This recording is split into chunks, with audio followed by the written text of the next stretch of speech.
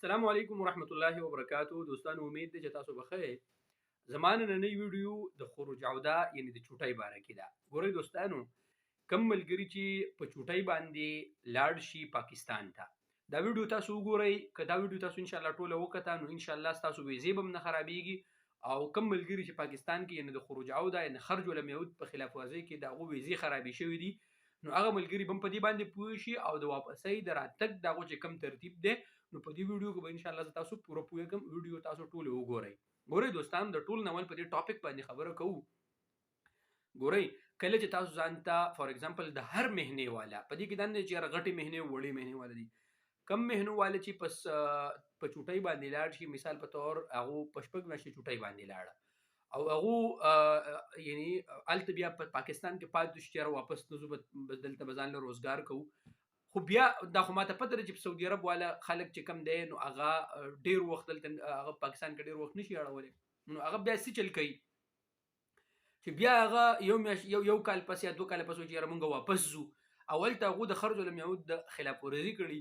نو د دې ملګرو لپاره ګوري دا خبر یاد ساتئ چې دا واپس په بل ویزه باندې سعودي عرب ته نشي راتلی. په دې باندې ما ډیر ویډیوګانې جوړې کړې، خو ماته کمنټس په دې باندې ډیر راغلي، ما په تفصیل سره وکړم.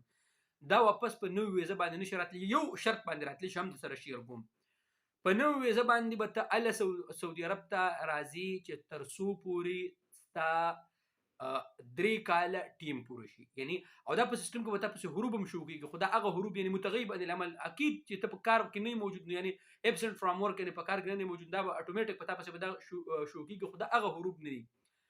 دا چې کله 3 کاله پوره شون دا ختم شي، دا ابسنت فرام ورک د سیستم نه ختم شي. نو ګورئ دوستانو، په دې کې تاسو یو خبر یاد ساتئ چې کله 3 کاله پوره شي تاسو 3 کاله کمپلیټ چوټي به سره نه حسابه، چوټي د دینه علاوه ده. که تاسو شپږ میاشتې چوټي لګېدلی نو 3 کال او شپږ میاشتې به تیرې، چې 3 میاشتې 3 کال او 3 میاشتې به تیرې، دا به د دینه علاوه. نو چې کله دا پوره شي نو واپس بیا ته راتلی شي سعودي عرب ته. ها البته هر وخت راتلی شي که د خرج المیعود خلاف ورزي دي کړې ده، د چوټي ختمه شوې ده، که زړه کپنی یا زوړ کفیل صاحب العمل چې کم ستاده دغه د ویزه درکې نو د هغه په ویزه باندې اني ټایم راتلی شي، پغې کې بیا څه مسله نشته ده.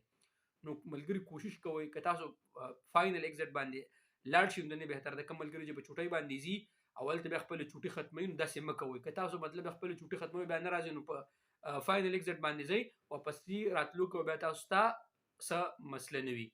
امید دي دوستانو پوه شوي. بیا هم که تاسو ته څه مسله وي نو کمنټس کې ان شاء الله تاسو ماته ووایئ، زه به تاسو له ان شاء الله جواب درکم. ٹھیک شو دوستانو، امید دي دوستانو تاسو په دې ویډیو باندې پوه شوي. ویډیو لایک هم کړئ او ضرور ویډیو د ملګرو سره شیر کړئ.